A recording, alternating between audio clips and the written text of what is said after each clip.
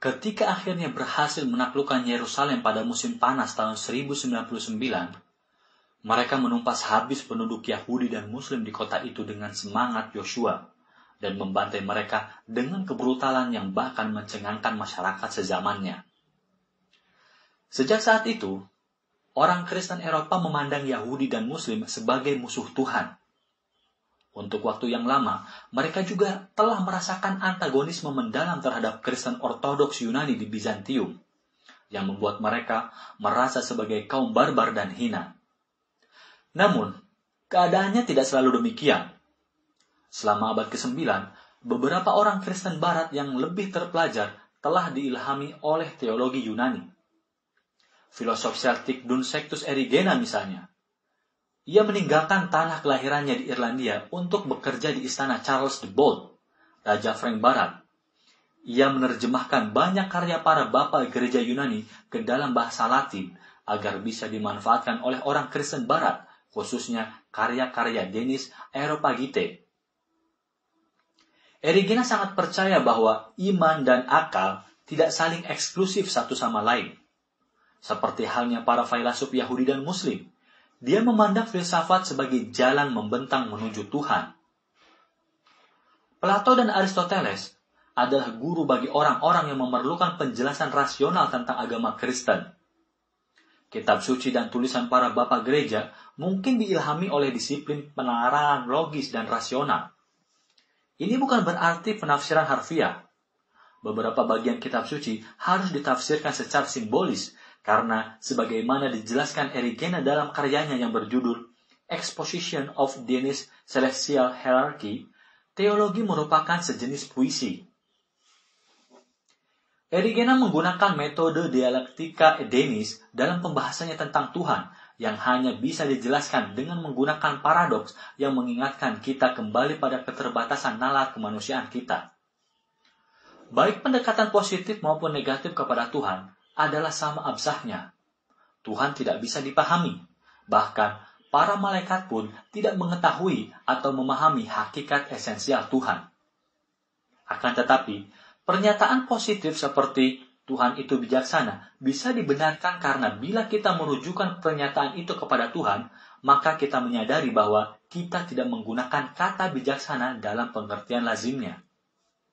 Selanjutnya, kita mengingatkan diri kita tentang hal ini melalui pernyataan negatif dengan mengatakan Tuhan tidak bijaksana. Paradoks ini mendorong kita bergerak ke jalan ketiga yang ditempuh Denis ketika berbicara tentang Tuhan. Ketika kita menarik kesimpulan Tuhan lebih dari bijaksana, inilah apa yang oleh orang Yunani disebut sebagai pernyataan apofatik, karena kita tidak memahami apa makna lebih dari bijaksana itu. Lagi-lagi, ini bukan sekedar permainan kata, melainkan sebuah disiplin. Penyejajaran dua pernyataan yang saling bertentangan itu akan membantu kita menanamkan rasa misteri yang dikandung dalam kata Tuhan, karena dia tidak pernah bisa dibatasi oleh konsepsi manusia biasa. Ketika menerapkan metode ini pada pernyataan Tuhan itu ada, Erigena tiba pada sintesis bahwa Tuhan lebih dari ada. Adanya Tuhan tidak sama seperti adanya makhluk yang diciptakannya, dan dia bukanlah wujud yang setara dengan semua makhluk itu, seperti yang dikemukakan oleh Denis. Ini lagi-lagi merupakan pernyataan yang tidak bisa dipahami, karena Erigena berkomentar, apa yang lebih dari ada itu tidaklah dijelaskan. Karena dikatakannya bahwa Tuhan bukanlah salah satu dari yang ada, melainkan lebih dari segala yang ada, tapi apakah yang ada itu tidak pernah didefinisikan. Pada kenyataannya, Tuhan itu tiada. Erigena sadar bahwa ini terdengar mengejutkan, namun dia memperingatkan pembacanya untuk tidak khawatir. Metodenya hanya bermaksud mengingatkan kita bahwa Tuhan bukanlah sebuah objek. Dia tidak mengada dalam cara apapun yang bisa kita pahami. Tuhan adalah Dia yang lebih dari ada. Modus eksistensinya berbeda dari kita seperti perbedaan wujud kita dari binatang dan perbedaan wujud binatang dari batu. Namun, jika Tuhan itu tiada, Dia sekaligus adalah segalanya. Karena eksistensi super ini berarti bahwa hanya Tuhan yang memiliki wujud sejati. Dialah esensi segala sesuatu yang meminjam wujud darinya. Oleh karena itu, setiap ciptaannya adalah sebuah teofani atau tanda kehadiran Tuhan. Kesalehan Sheltak Erigena membuat dia memberi penekanan pada imanensi Tuhan. Manusia yang dalam skema Neoplatonis merangkum segenap ciptaan dalam dirinya, merupakan teofani paling sempurna, dan seperti Agustinus, Erigena mengajarkan bahwa kita dapat menemukan sejenis trinitas di dalam diri kita, meski hanya lewat pantulan cermin yang buram. Dalam teologi paradoksial Erigena, Tuhan adalah tiada sekaligus segalanya. Kedua istilah itu saling menyeimbangkan satu sama lain dan berada dalam ketegangan kreatif yang menyeratkan misteri yang hanya dapat disimbolkan oleh kata Tuhan. Tatkala seorang murid bertanya kepadanya tentang apa yang dimaksudkan Denis bahwa Tuhan itu tiada, Erigena menjawab bahwa kebaikan ilahi tidak bisa dipahami karena hal itu adalah supraesensial, artinya lebih dari kebaikan itu sendiri, sekaligus supranatural. Maka ketika ia merenungkan dirinya sendiri, ia tidak ada kini, dahulu, atau nanti. Karena ia dipahami bukan sebagai sesuatu yang ada, sebab ia melampaui segala sesuatu. Akan tetapi, jika disebabkan oleh sesuatu yang tak terucapkan itu ia jatuh ke dalam keberadaan, ia hanya ada di dalam tatapan pikiran. Hanya ia yang ada di dalam segala sesuatu, dan ia ada kini, dahulu, dan nanti. Oleh karena itu, tatkala kita memikirkan realitas ilahi di dalam dirinya sendiri, tidaklah masuk akal untuk menyebutnya tiada. Namun, ketika ketiadaan suci itu memutuskan untuk keluar dari tiada menuju ada, setiap ciptaannya bisa disebut sebagai teofani, yakni penampakan Tuhan. Kita tidak bisa melihat Tuhan sebagaimana dia dalam dirinya sendiri, sebab Tuhan yang dimaksudkan dan dituju dalam hal ini tidak ada. Tuhan yang dapat kita lihat hanyalah Tuhan yang menghidupkan alam ciptaan dan mengungkapkan dirinya di dalam bunga, burung-burung, pepohonan, dan manusia-manusia lainnya. Namun, terdapat persoalan dalam pendekatan ini. Bagaimana dengan kejahatan? Apakah seperti yang diyakini orang Hindu, kejahatan juga merupakan salah satu manifestasi Tuhan di dunia? Erigena tidak berusaha membahas masalah kejahatan secara mendalam. Tetapi, para kabalis Yahudi belakangan berupaya menempatkan kejahatan di dalam esensi Tuhan. Mereka juga mengembangkan sebuah teologi yang menggambarkan Tuhan muncul dari ketiadaan menjadi ada melalui cara yang sangat mirip dengan uraian Erigena. Meskipun hampir mustahil ada seorang kabalis yang pernah membaca karyanya. Erigena telah memperlihatkan betapa orang Latin bisa belajar banyak dari orang Yunani. Tetapi pada tahun 1054, Gereja Timur dan Barat saling memutuskan hubungan karena perpecahan yang ternyata bertahan untuk waktu yang lama. Konflik ini berdimensi politik, yang tidak akan dibahas di sini, tetapi juga berkisar pada masalah Trinitas. Pada tahun 796, sebuah sinode uskup-uskup Barat mengadakan pertemuan di Frejus, Prancis Selatan, dan telah menyisipkan klausa tambahan ke dalam Credo Nicene. Klausa itu menetapkan bahwa Roh Kudus bukan hanya berasal dari Bapa, melainkan juga dari Putra, atau Filioque. Uskup-uskup Latin bermaksud menekankan persamaan antara Bapa dan Putra, karena sebagian dari mereka menganut pandangan Arius.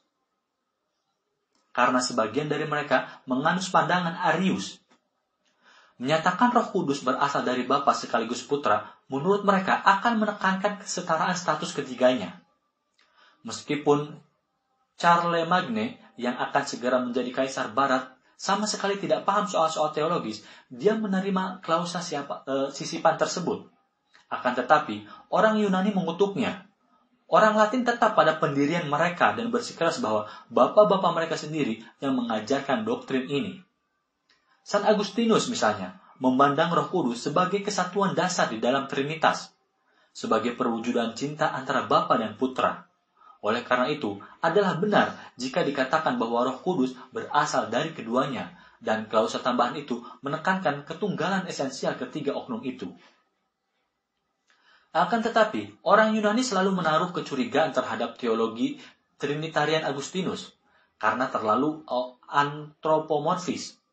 Kalau Barat memulai dengan ajaran tentang keesaan Tuhan, kemudian memandang ketiga oknum berada di dalam kesatuan itu, orang Yunani justru mengawalinya dengan 3 hipostases dan menyatakan bahwa keesaan Tuhan esensinya berada di atas jangkauan pengetahuan kita.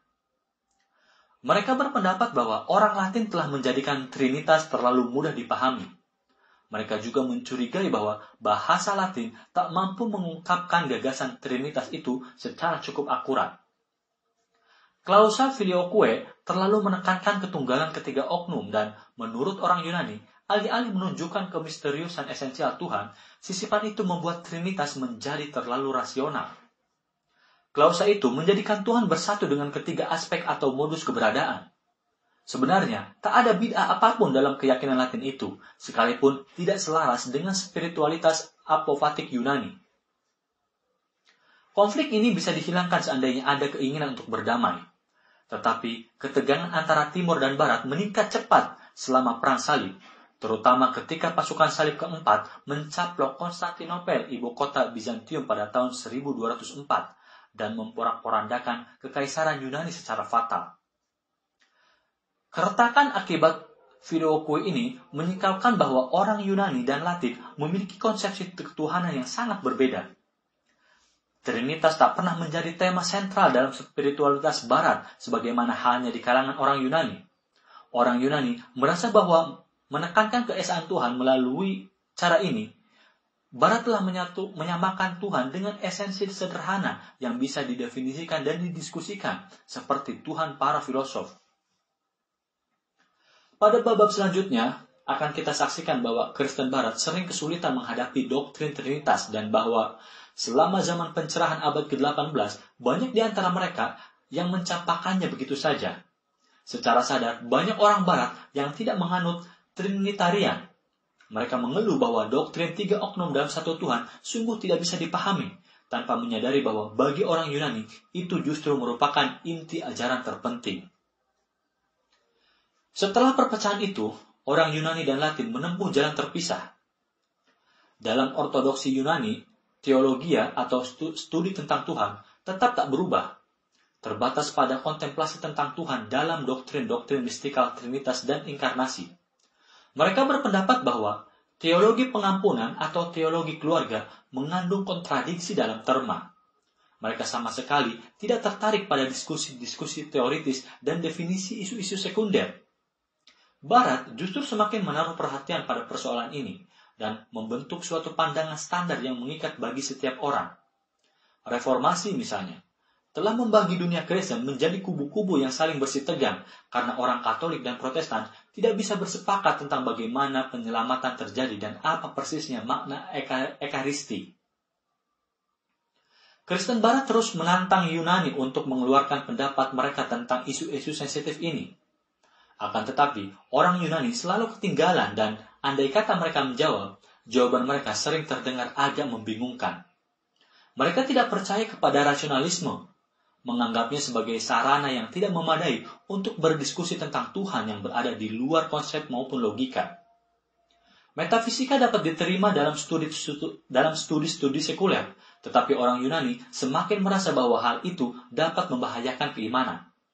Metafisika menarik bagi pikiran yang riuh rendah, yang sibuk berbicara, padahal teorika mereka bukan merupakan opini intelektual, melainkan sikap diam yang berdisiplin di hadapan Tuhan yang hanya bisa diketahui melalui pengalaman religius dan mistik.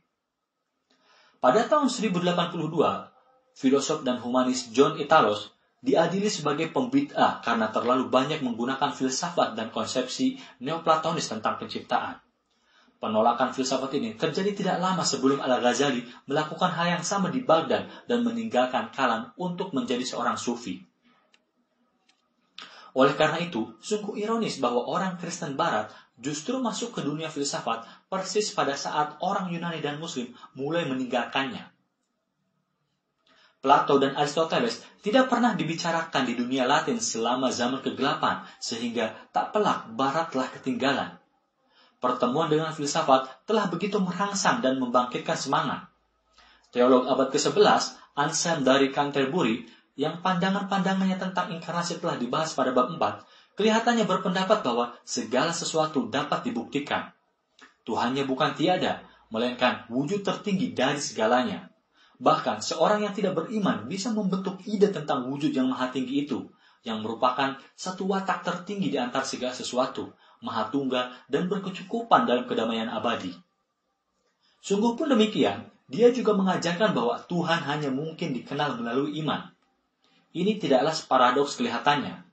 Dalam doanya yang terkenal, Anselm merefleksikan sabda Yesaya, "Jika engkau tak beriman, engkau tak akan mengerti. Aku ingin memahami kebenaranmu yang diyakini dan dicintai oleh hatiku, karena aku mencari pemahaman bukan agar aku beriman, melainkan aku beriman agar aku memahami. Karena aku bahkan percaya kepada ini, aku tak akan mengerti kecuali aku beriman." Credo ut intellegam yang sering dikutip ini bukanlah merupakan penolakan akal. Anselm tidak mengklaim menganut kredo itu secara membabi buta dengan harapan bahwa pernyataan semacam itu kelak akan menjadi bermakna. Penegasannya sebenarnya harus diterjemahkan sebagai "aku berserah diri agar aku bisa mengerti." Pada saat itu, kata kredo belum memiliki bias intelektual dari kata kepercayaan seperti sekarang, tetapi berarti sikap amanah dan setia. Penting untuk dicatat bahwa bahkan dalam gelombang pertama rasionalisme barat, pengalaman keagamaan tentang Tuhan tetap lebih utama, mendahului penjelasan atau pemahaman logis. Meskipun demikian, seperti halnya para filsuf Muslim dan Yahudi, Anselm percaya bahwa eksistensi Tuhan dapat dipertahankan secara rasional, dan dia mengemukakan dalil-dalilnya sendiri yang bisa disebut sebagai argumen ontologis. Anselm mendefinisikan Tuhan sebagai sesuatu yang tak terpikirkan ada hal lain yang melebihi keagungannya. Karena menyiratkan bahwa Tuhan bisa menjadi objek pikiran, definisi ini berimplikasi bahwa Tuhan bisa dikonsepsikan dan dipahami oleh pikiran manusia. Anselm berpendapat bahwa sesuatu ini pasti ada, karena bereksistensi lebih sempurna atau lengkap daripada non-eksistensi. Wujud sempurna yang kita bayangkan ini haruslah bereksistensi, kalau tidak dia akan menjadi tidak sempurna. Dalil yang disodorkan Anselm dapat dikatakan cerdas dan efektif di dunia yang didominasi oleh pemikiran Platonis, yang meyakini bahwa ide-ide merujuk kepada arketipe abadi. Namun, dalil itu kelihatannya tidak dapat meyakinkan seorang skeptik zaman sekarang. Seperti yang ditegaskan oleh teolog Inggris John Macquarie, Anda bisa saja membayangkan memiliki uang $100, tetapi sayangnya bayangan itu tidak akan membuat uang tersebut menjadi sebuah realitas di dalam saku Anda. Oleh karena itu, Tuhan Anselm adalah wujud, bukan tiada yang telah digambarkan oleh Denis dan Erigena. Anselm bermaksud untuk bicara tentang Tuhan dalam terma yang jauh lebih positif dibanding para filsuf terdahulu. Dia tidak mengusulkan cara via negativa, tetapi cenderung berpikir tentang kemungkinan untuk tiba pada gagasan yang layak tentang Tuhan melalui akal alamiah, persis seperti yang dipersoalkan orang Yunani terhadap teologi Barat. Setelah puas dengan dalil yang diajukannya tentang eksistensi Tuhan, Anselm kemudian berusaha membuktikan doktrin inkarnasi dan trinitas, yang selalu dikedepankan oleh orang Yunani meski bertentangan dengan akal dan konseptualisasi. Dalam risalahnya yang berjudul Why God Became Man, yang telah disinggung pada bab 4, Anselm lebih banyak bersandar pada logika dan pemikiran rasional daripada wahyu.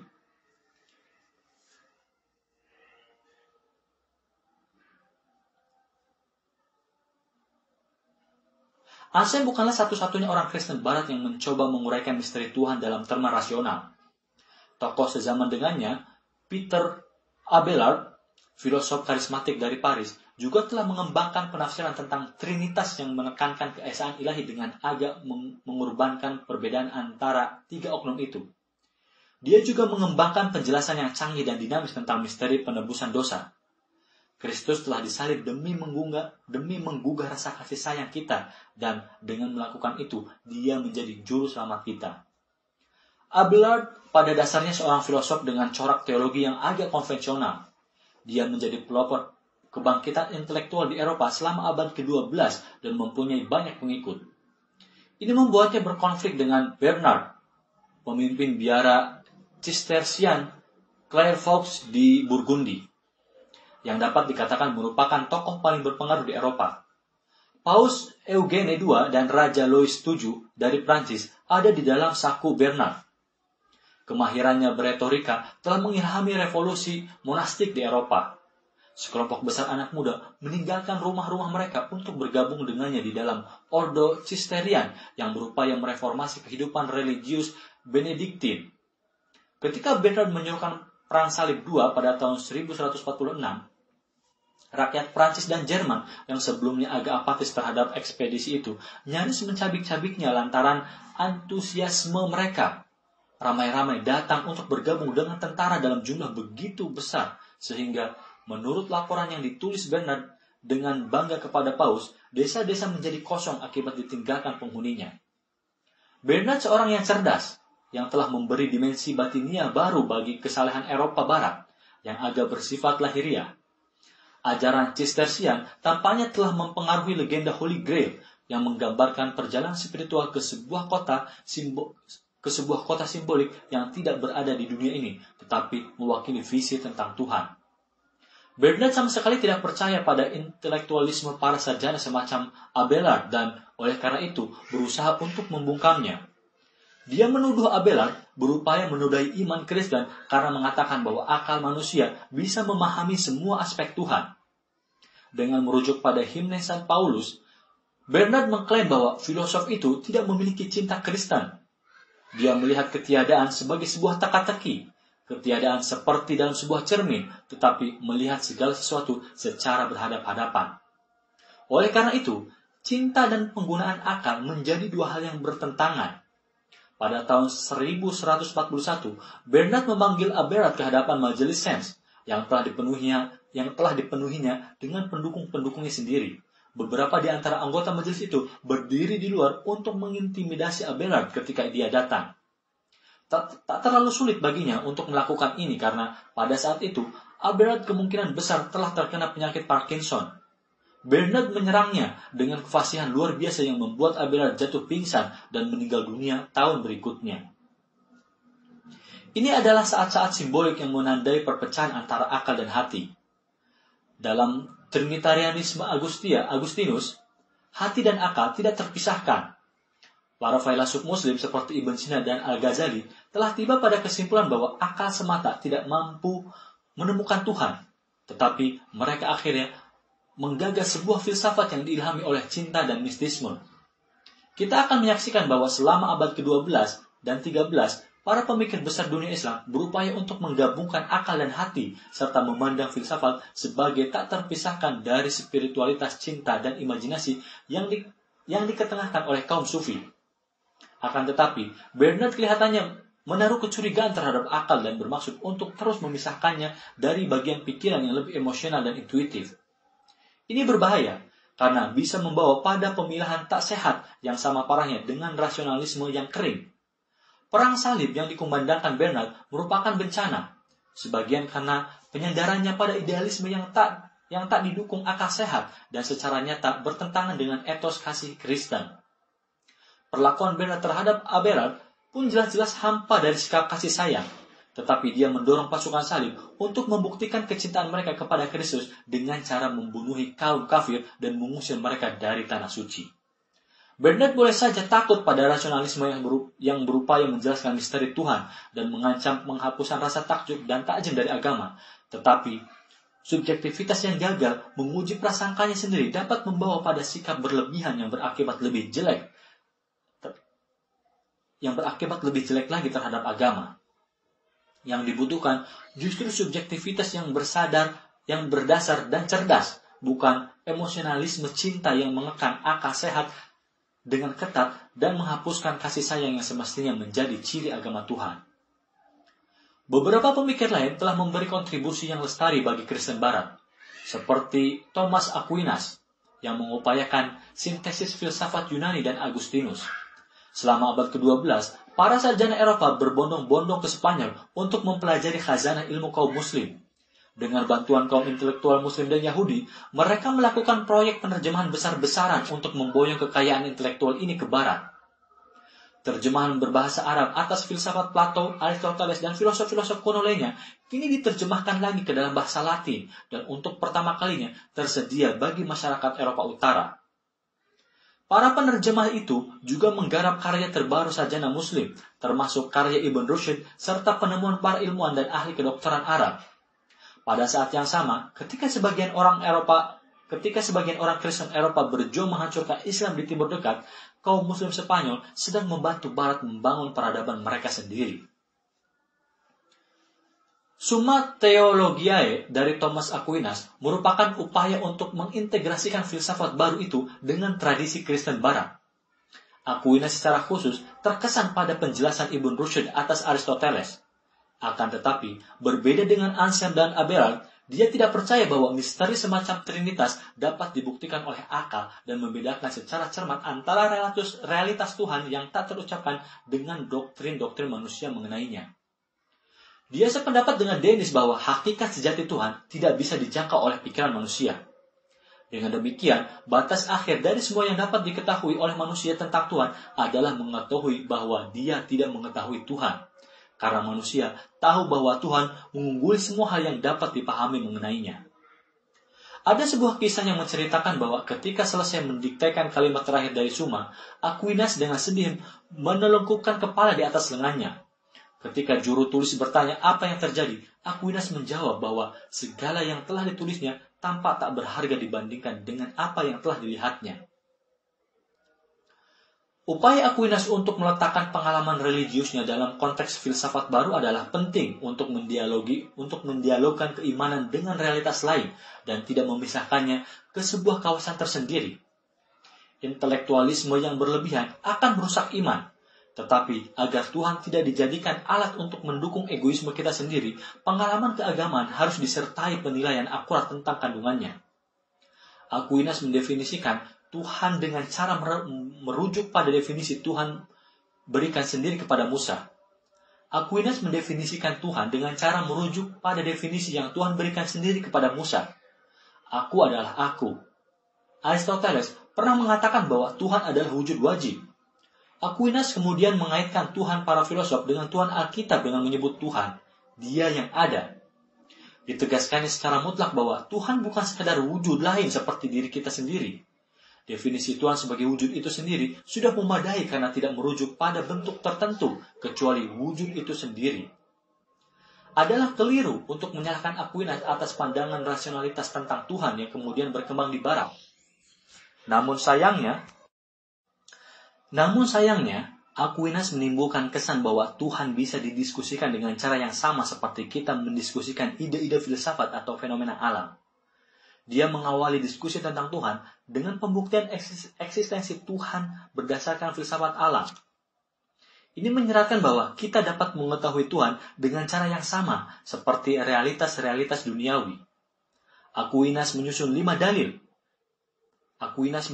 dalil eksistensi Tuhan yang akan menjadi sangat penting di dunia Katolik dan juga akan dipakai oleh orang Protestan. 1. Argumen Aristoteles tentang penggerak yang tak digerakkan. 2. Dalil serupa yang mengemukakan bahwa tak mungkin ada rangkaian sebab yang tak terbatas, pasti ada sebuah titik awal.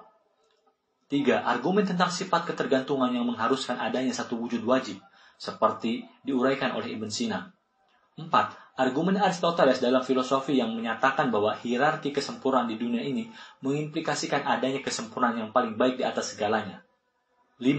Argumen tentang rancangan alam, keteraturan dan adanya tujuan dalam apa yang kita lihat di alam semesta tidak mungkin hanya merupakan hasil suatu kebetulan.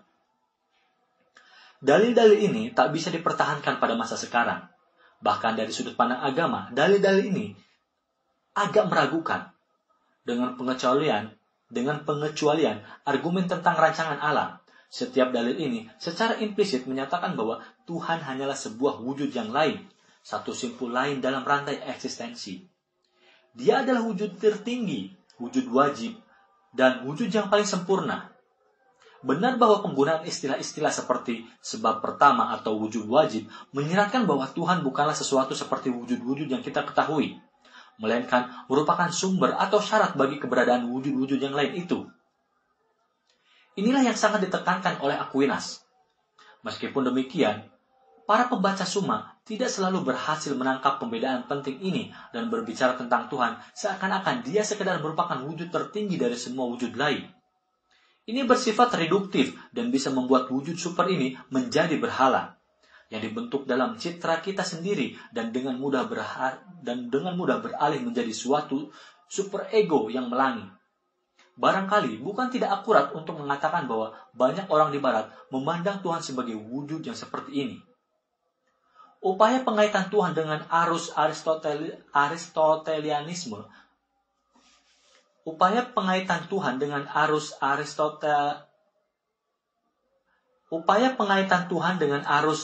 Aristotelianisme baru ini penting dilakukan di Eropa. Para filsuf juga telah memperingatkan bahwa ide tentang Tuhan harus terus diperbarui menurut perkembangan zaman. Dalam setiap generasi, gagasan dan pengalaman tentang Tuhan harus senantiasa diperbarui. Akan tetapi, kebanyakan kaum muslim telah berpuas diri dan merasa bahwa Aristoteles tidak banyak berkontribusi pada kajian tentang Tuhan, meskipun dia tetap sangat berpengaruh dalam bidang lain, seperti ilmu alam. Kita telah melihat bahwa bahasan Aristoteles tentang hakikat Tuhan telah dinamai metafisika atau setelah fisik oleh editor karya-karyanya. Tuhan menurut pandangan Aristoteles juga lebih merupakan kelanjutan realitas fisik daripada sebuah realitas dari tatanan yang sama sekali berbeda. Oleh karena itu, dalam dunia Islam, diskusi paling mutakhir tentang Tuhan mencampurkan filsafat dengan mistisme. Akal saja tidak bisa mencapai pemahaman religius tentang realitas yang kita sebut Tuhan.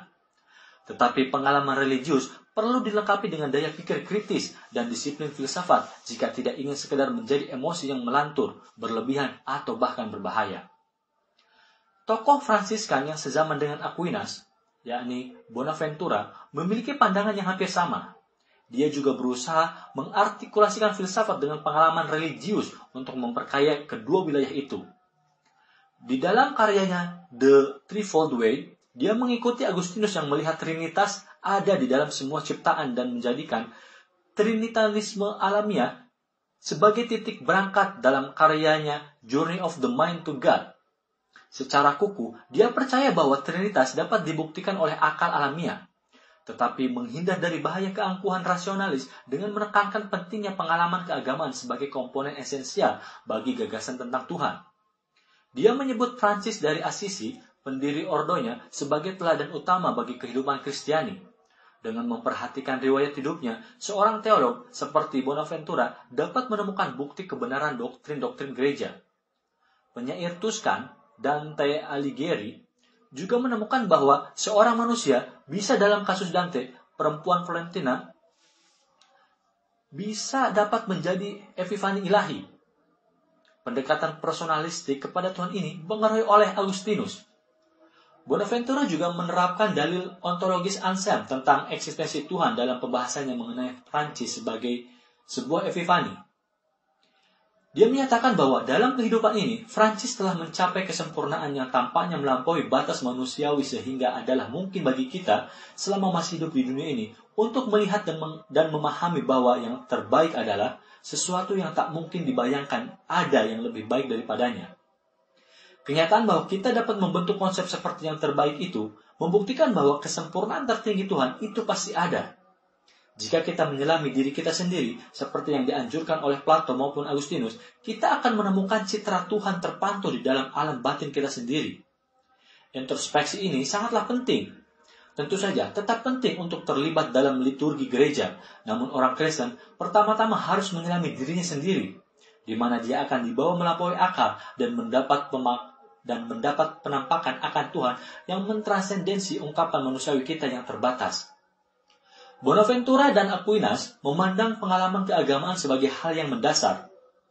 Mereka setia kepada tradisi falsafah, karena baik dalam Yudaisme maupun Islam, para filosof sering juga merupakan ahli mistik yang sangat sadar akan keterbatasan akal dalam memecahkan persoalan teologis. Mereka telah mengembangkan dalil-dalil rasional tentang eksistensi Tuhan untuk mendialogkan iman mereka dengan kajian ilmiah dan mengaitkannya dengan pengalaman yang lebih umum. Mereka secara pribadi tidak meragukan eksistensi Tuhan, dan banyak di antara mereka yang betul-betul menyadari keterbatasan dari apa-apa yang telah mereka capai.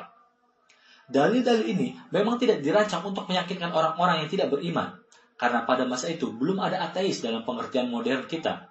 Oleh karena itu, teologi natural ini bukan merupakan pengantar kepada pengalaman religius, melainkan sebuah penyandingan. Para filsuf itu tidak percaya bahwa Anda harus meyakinkan diri secara rasional tentang eksistensi Tuhan sebelum dapat memperoleh pengalaman mistik.